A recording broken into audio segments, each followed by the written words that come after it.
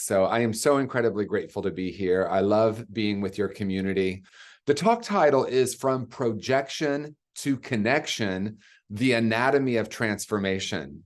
And I've been playing with this from projection to connection for a few weeks now, and it's something that came to me. I was playing with a title for a panel discussion that I did at a conference 2 weeks ago, and that came through because I was so aware of exactly what Reverend Michael in that reading was saying, and that is, as soon as I judge something, that becomes my reality. And I love that he takes it into saying, then your frequency is your currency. In other words, whatever I'm judging is coming from me, the projector, but as I judge it, and once I decide it's something, then it becomes reality. And so as we talk about from projection to connection, we have a fundamental decision to make, and I'm going to invite this fundamental question about the decision now.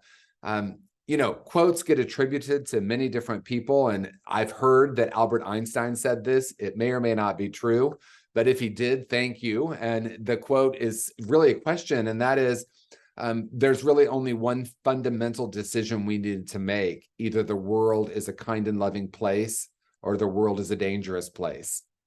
And that is definitely a paraphrase, because I'm sure that quote has gotten changed over time. And whoever said it first, it's really powerful, because that one question, am I going to see the world as brutal and hostile, or am I going to see the world as kind and loving? And sometimes we think about the glass half full and the glass half empty, and optimism and pessimism. And I read a quote once that was so powerful to me.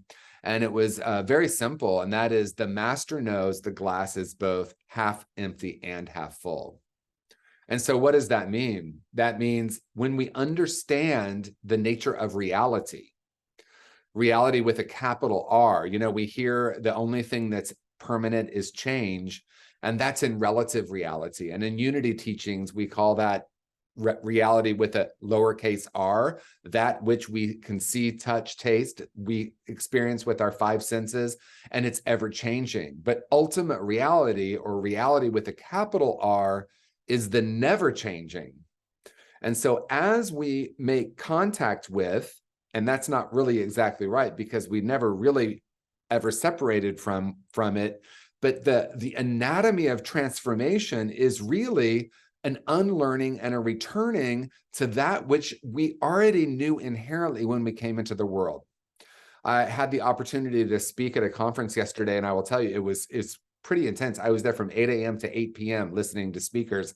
I was the second speaker, so I did my talk, and then I listened the rest of the day. And I heard so much beauty. And there was one person who spoke, and she has a very small child, and the small child was there. And she reminded me of something that I've known and I've said, but being in the room and hearing her say it, and then witnessing the small child, she said, my daughter still remembers, because we haven't forgotten, we haven't started teaching her to forget. And so what is it we remember? And what is it that we know when we look at the innocence of a small child, the purity of a small child?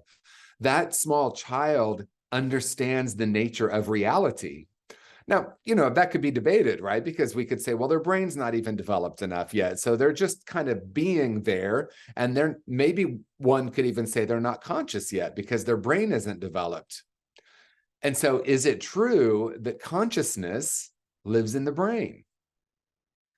Or might it be some of consciousness, or a part of our consciousness, which we might call our human consciousness, lives in the brain, and there might be this other ultimate consciousness, or this ultimate reality, that is actually a state of being that is innate in the human experience until we teach our children to judge.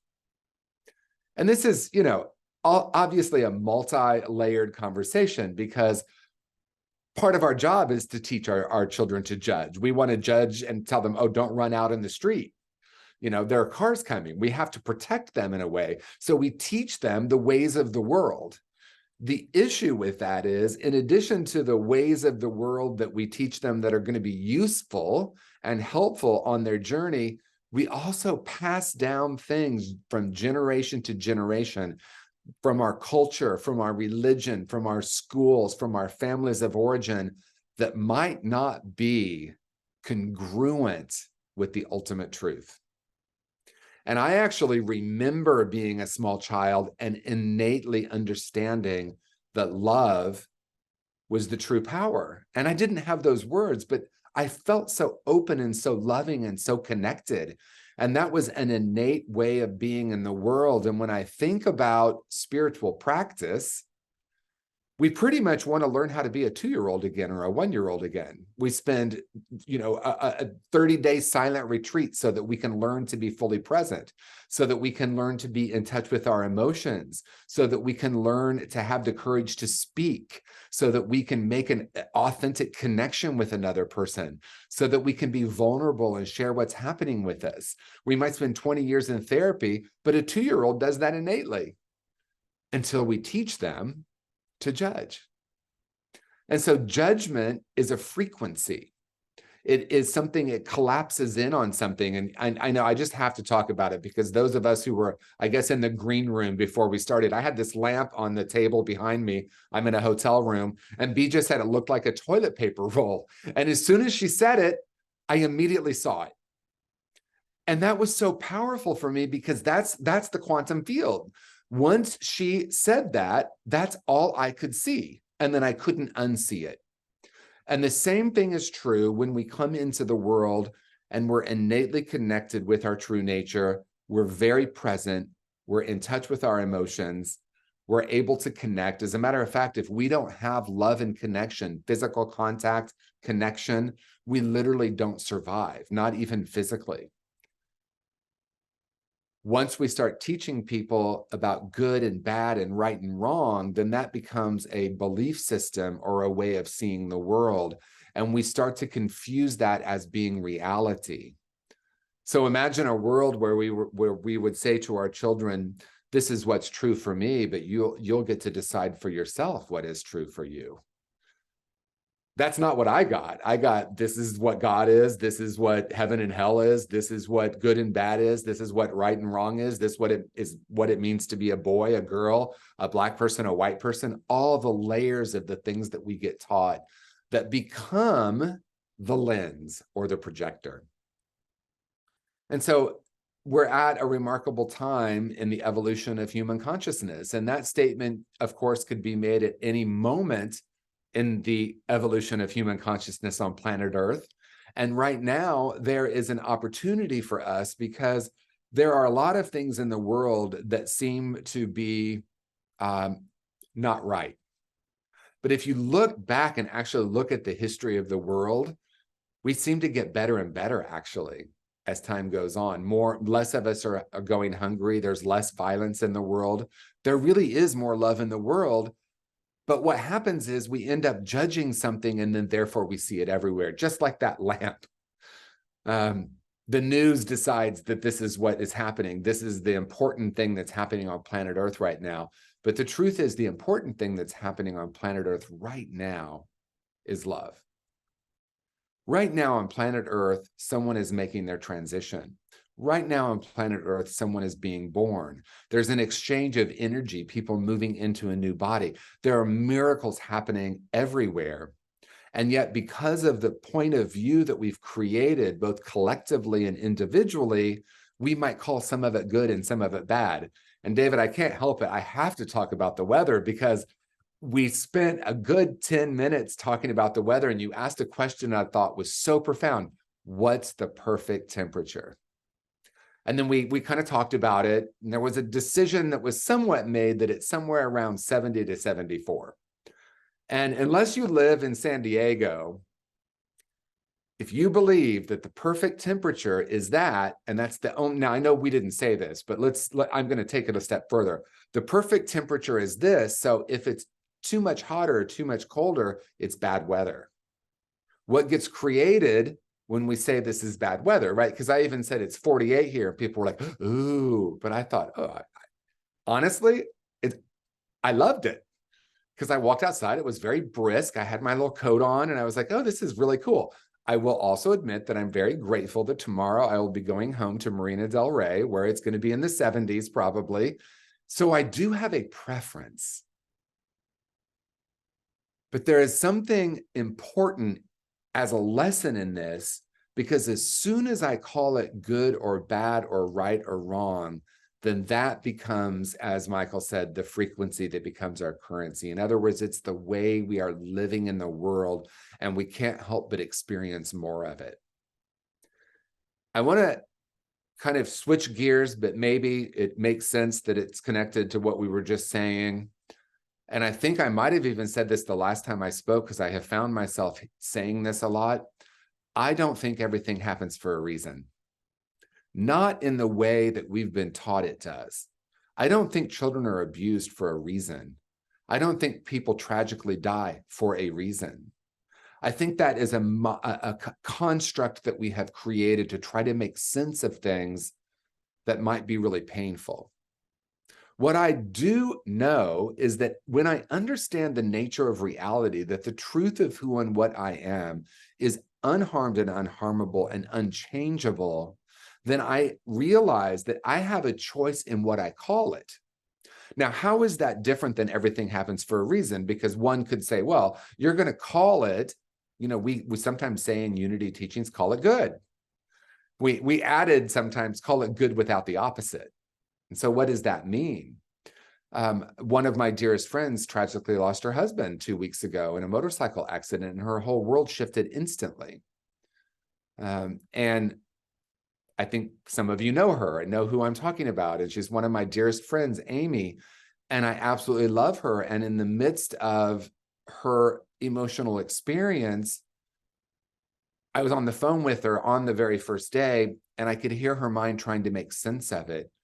And the truth is, there are things that happen on planet Earth that the mind can't make sense of, because it isn't something that makes sense from the mental construct.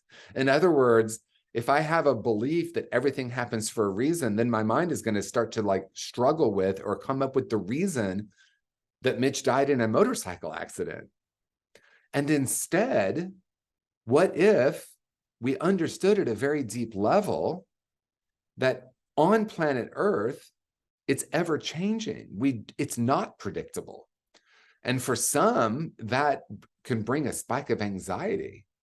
But what is predictable is our connection with Source, our connection with our true nature. The lens that we look at life through is something that we absolutely do have the control over. And yet, in the midst of something like that happening, the last thing we would want to say to someone, or to even say to ourselves, is, oh, well, I guess it's happening for a reason. Because true spirituality and true authenticity for me, and I'm going to go back to it, is being the 18-year-old, the 18-month-old, sorry. Well, that's a whole other story, the 18-year-old. We could definitely get into that. But the 18-month-old has an experience that's either pleasant or unpleasant, and they have an emotional response to it. And if we allow them to have the emotional response, they will actually regulate after that. They will have the emotional experience, and then they will come back to their natural state, which is joy. And so in the midst of something that happens suddenly, like the loss of someone there's no way that it could have possibly been predicted, the deepest way we can honor one another and ourselves in the midst of that is to honor whatever emotion is present, whatever experience is present, and just to simply allow it to happen without judgment. Now, what does that mean? In the midst of extreme grief, because this is an example of, because I think for me, it's easy to live the New Thought teachings when things are going well. It's like, oh, I love this. Look how much I'm manifesting. Oh, look, I get to speak everywhere and I love my life. And then something happens, something that's completely unpredictable.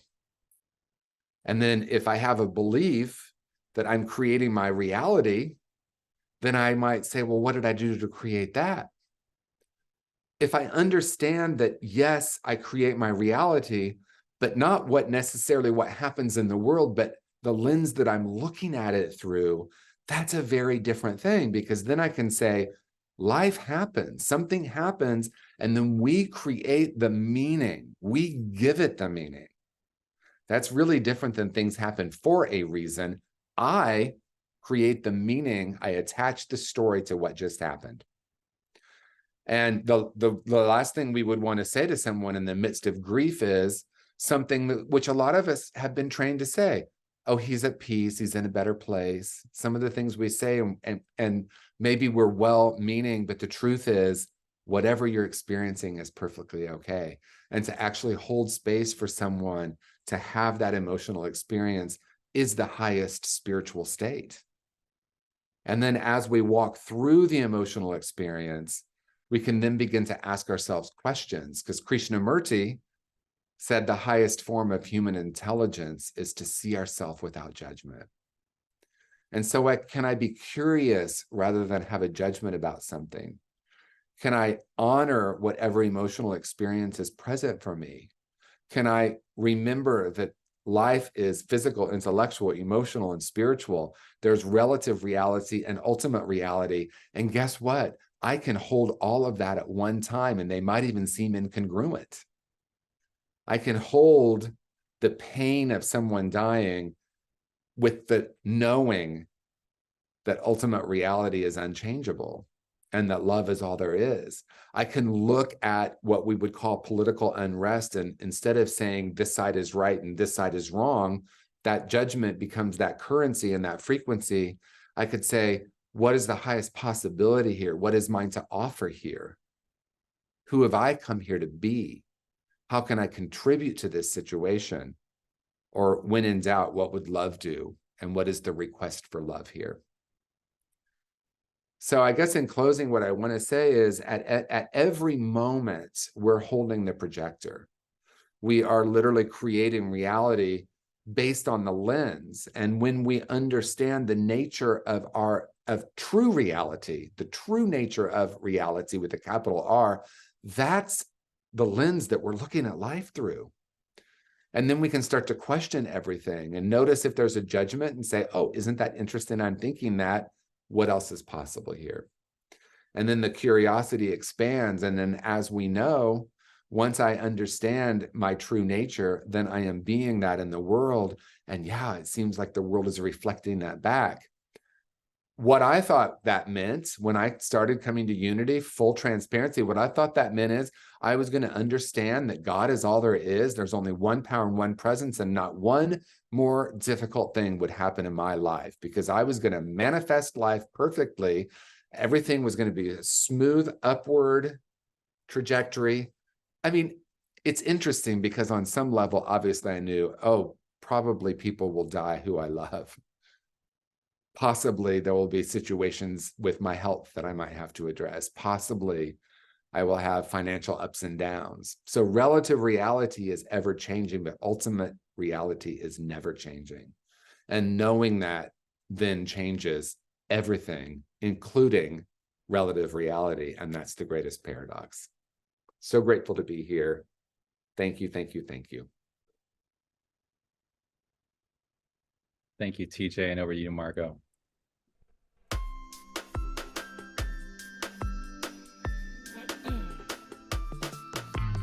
One day, one day, one day, one day, one day, one day. All my life I've been waiting for, I've been praying for our people to say that we don't want to fight no more.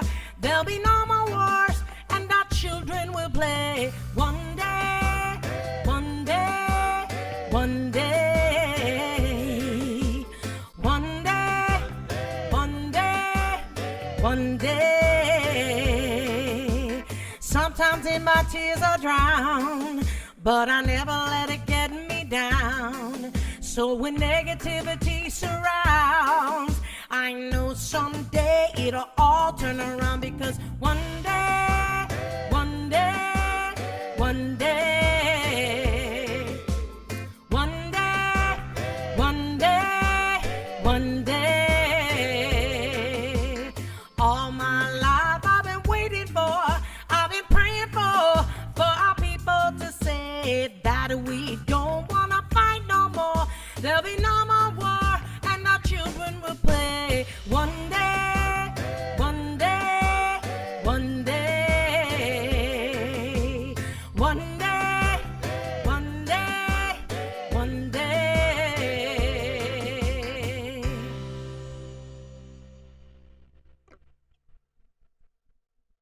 Thanks, Margo. So I invite you to join me. Just grateful for today. Breathing into that gratitude. Breathing into the space, that beautiful space that Margo has created with music, the language that every cell in your body understands with no translation. And so in that space of gratitude, in this sanctuary of our co-creating today, let's just trust into this space, knowing there's nothing to do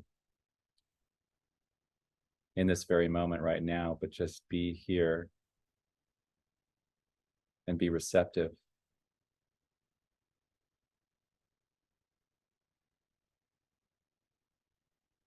Just breathing into that.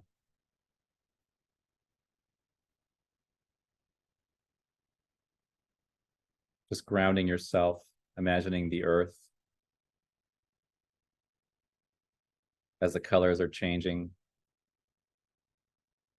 It's these beautiful shades of fall. As the earth is changing,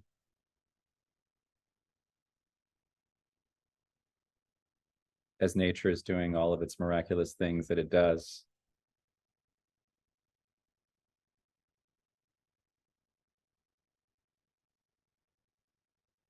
So I invite you with your mind's eye to see and to gaze out into the twilight. I saw a post on Facebook a few minutes ago by Neil deGrasse Tyson. I think I'm pronouncing his name correctly. And he said something like this. He said, when we think about the galaxies and the stars and the planets, the black holes and all of the things, the expansiveness of space,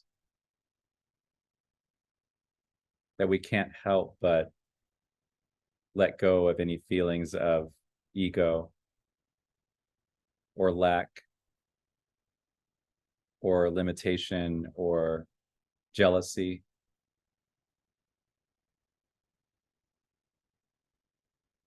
Just imagining the earth as this pale blue dot, as Carl Sagan would say, just full of life and being warmed by the sun.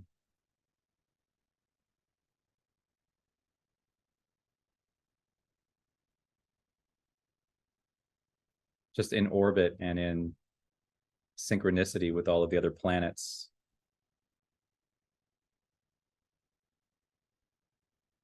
Everything in perfect order.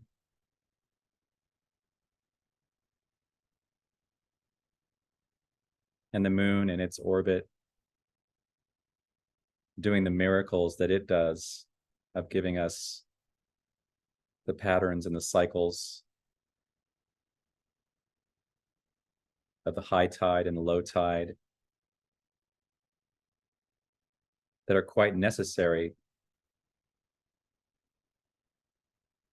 to the biological processes that sustain the whole planet.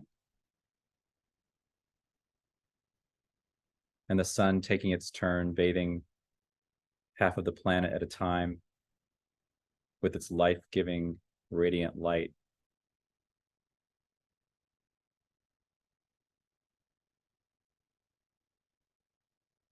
And this process continues beyond any weather, beyond any condition, beyond any conflict, beyond any violence, beyond any negativity, beyond any lack, beyond any appearance of disease. This golden light of the sun and the moon is always bathing the planet. And so isn't it this way of source energy, of the God of our understanding, this very moment,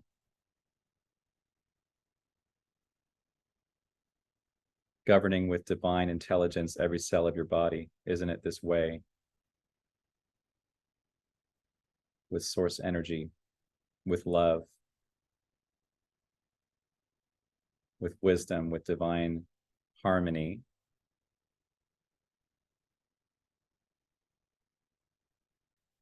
And so thinking about the sun, just one of those stars, one of the countless stars in the universe, just gaze again in your mind's eye at the sky.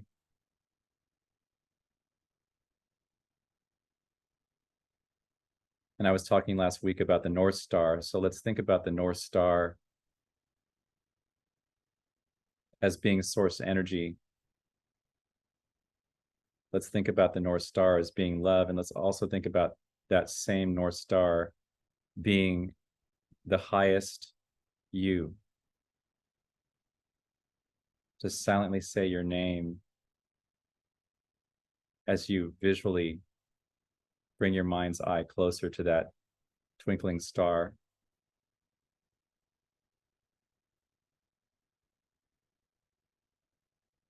And that star is always shining. That star is always in this absolute presence, shining with love and life and possibilities.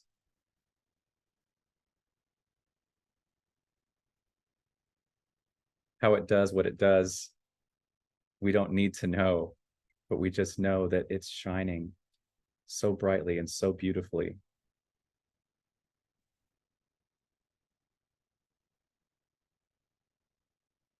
And just like the sun, it's giving out warmth.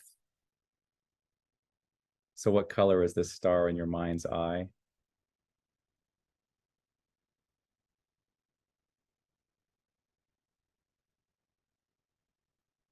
And now backing away a little bit, just notice all the other stars, just symbolizing every being in the universe.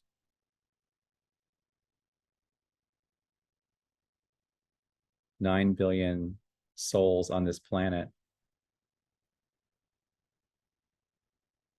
And every star, every other star symbolizing every pet, every animal, every life form that's ever existed, every sentient being that's ever existed, every ancestor that's ever existed, just the shining light, one of these stars.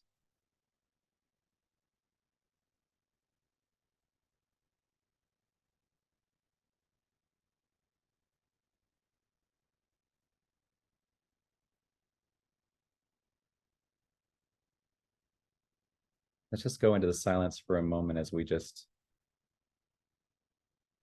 let our shoulders relax, let our bodies relax into this gazing at the awe and the awesome miracle of the light that we are.